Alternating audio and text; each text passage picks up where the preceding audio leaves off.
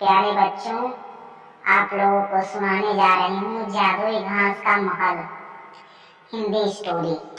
सीताराम राजगढ़ गांव में रहता था। राजगढ़ गांव में सड़क आ जाने से गांव का विकास होना शुरू हो गया। और कैसे हो सीताराम, सभी लोग शहर में काम ढूंढने जा रहे हैं। क्या तुम नहीं जाओगे? नहीं, मैं तो अपने ही गांव में रहकर कुछ काम कर लूंगा। पर तुम करोगे क्या? सोच रहा हूँ एक बड़ा सा घर बनाऊंगा और उसमें किराएदार रखकर अपना खर्चा चला लूंगा। और तुम्हारे घर बनवाने के लिए इतने पैसे कहाँ से आएंगे?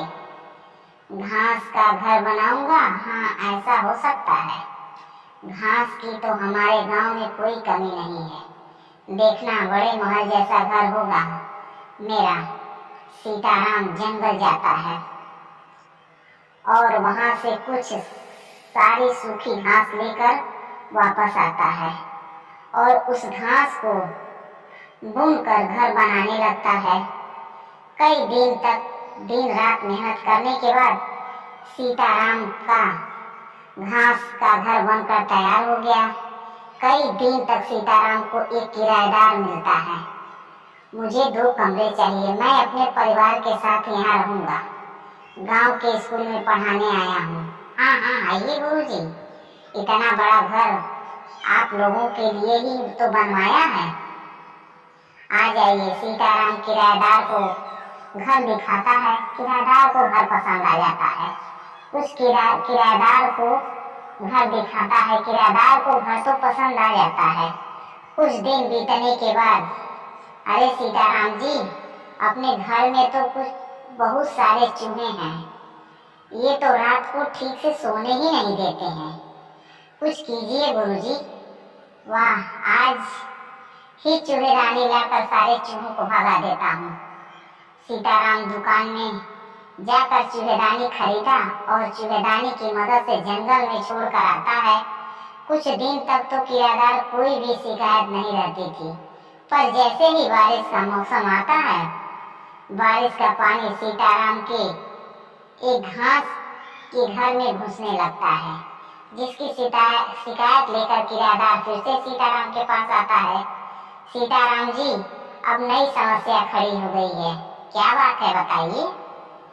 आप खुद ही चलकर देख लीजिए। किराएदार सीताराम को अपने कमरे में लेकर आता है, जहाँ पर छत से बारिश का पानी टपक रहा है। ये देखिए, थोड़ी सी बारिश हुई नहीं कि पानी टपकना शुरू हो गया। अब आप ही बताइए कि बारिश के मौसम में तो यहाँ घर के अंदर बाढ़ सी आ जाएगी। माफ कीजिए गुरुजी, मैं कितना कुछ इलाज कर सकता हूँ। सीताराम बाजार से एक बड़ा सा त्रिपाल और तार पट्टी खरीद कर लाता है, जिसे वो अपने के ऊपर रख देता है। लीजिए गुरुजी, अब आपकी पानी टपकने की समस्या भी खत्म हो गई।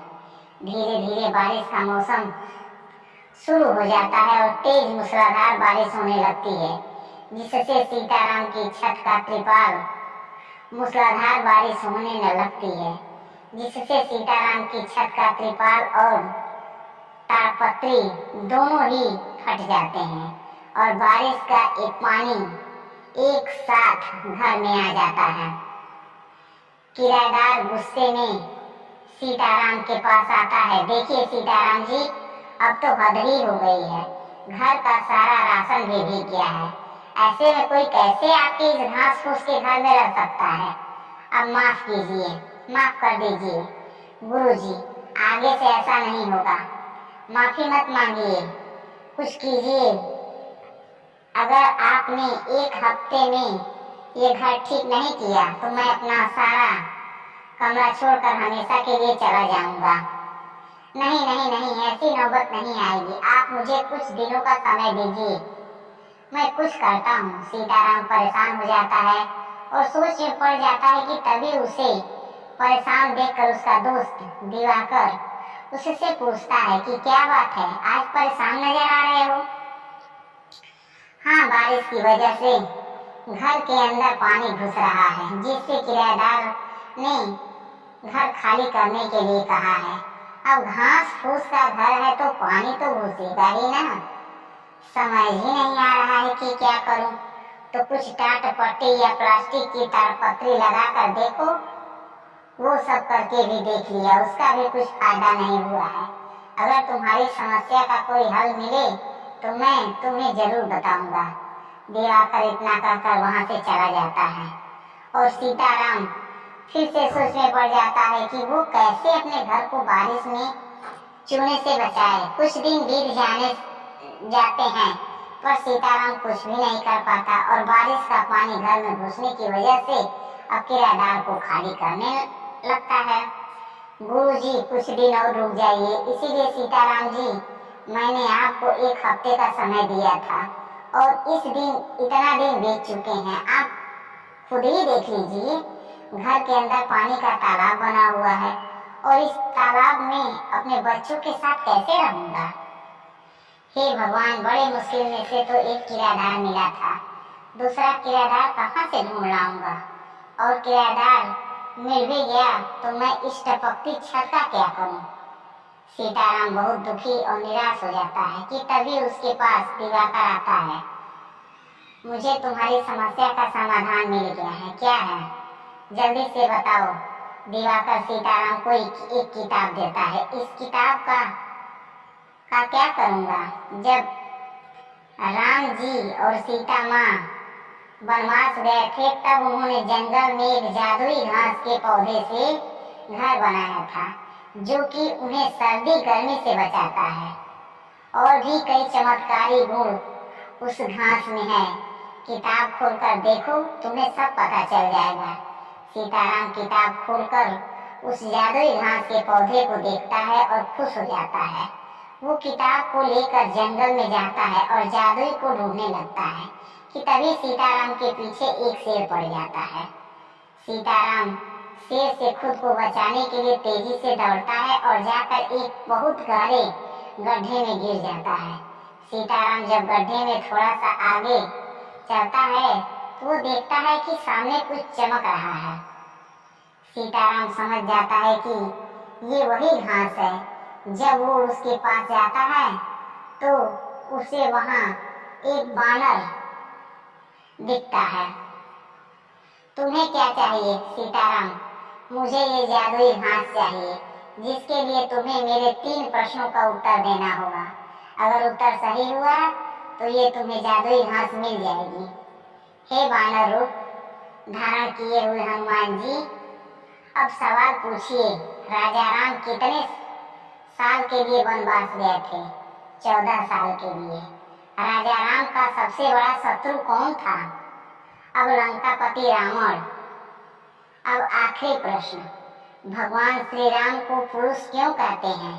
क्योंकि एक राजा होते हुए भी उन्होंने अपने पिता के वचन की लाज को रखने के लिए राजघराने को छोड़कर वनवास जाने का निर्णय लिया था। तुम्हें सभी प्रश्नों के सही उत्तर दे दिए हैं। तुम जितना चाहे उतना जादुई घास ले जा सकते हो। जय हो सीते मैया की जय हो, रामचंद्र जी की जय हो। ईश्वर मुझ पर गरीब पर अपनी कृपा बनाओ। जय हो प्रभु, आपने अपना चमत्कार दिखा ही दिया।